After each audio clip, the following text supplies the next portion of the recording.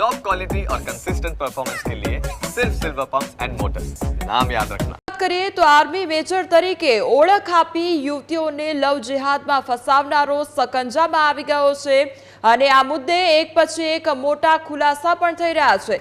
મોહમ્મદ શહેબાઝ ખાને 15થી વધુ હિન્દુ દીકરીઓને ફસાવી હતી અને હિન્દુ યુવતીઓને લવ જિહાદમાં ફસાવીને મોહમ્મદ શહેબાઝ ખાને દુષ્કર્મ આચરતો હતો અને રેલવે પોલીસની તપાસમાં આ સૌથી મોટા ખુલાસા થયા છે।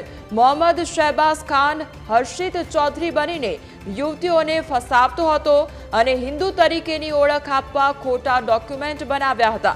નકલી આધાર કાર્ડ બનાવવામાં આવ્યું હતું।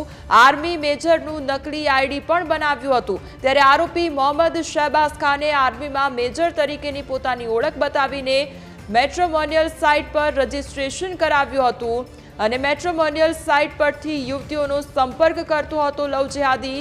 તો હાઈ પ્રોફાઇલ યુવતીઓને ફસાવતો હતો આ લવ જેહાદી શહેબાઝ ખાન અને મોહમ્મદ શહેબાઝ ખાન યુવતીઓને લગ્ન કરવાની લાલચ આપી દુષ્કર્મ આચરતો હતો। યુપીના અલીગઢના આ લવ જેહાદીએ દેશની અલગ અલગ યુવતીઓને ફસાવી હતી।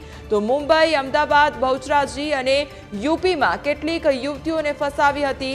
છેલ્લા 5 વર્ષથી આરોપી શહેબાઝ ખાન હિન્દુ દીકરીઓને ફસાવતો હતો। તો નકલી આર્મીમેન હિન્દુ દીકરીઓને કહેતો હતો કે હું સેનામાં મેજર છું, મારું નામ હર્ષિત ચૌધરી છે, મને તમે પસંદ છો અને મારી સાથે લગ્ન કરશો। આ સવાલ તેના દ્વારા કરવામાં આવતો હતો।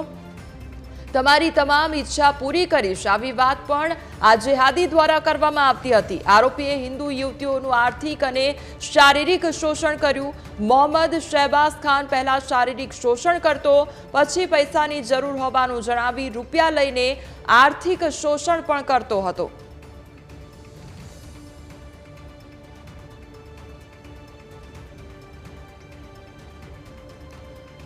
તો લવ જેહાદી દ્વારા તમામ જે હિન્દુ યુવતીઓ છે તેને ફસાવવામાં આવતી હતી। પહેલા તેનું શારીરિક શોષણ કરવામાં આવતું હતું અને ત્યારબાદ તેનું આર્થિક શોષણ પણ કરવામાં આવતું હતું। તમામ જે નકલી પુરાવા છે તે પણ તેના દ્વારા તૈયાર કરવામાં આવ્યા હતા। નકલી આધાર કાર્ડ બનાવવામાં આવ્યું હતું। આ સાથે સાથે નકલી તેની ઓળખપત્ર પણ બનાવવામાં આવ્યું હતું। હર્ષિત ચૌધરી નામનું આધાર કાર્ડ બનાવવામાં આવ્યું હતું અને તેને લઈને એક બાદ એક મોટા ખુલાસા થઈ રહ્યા છે।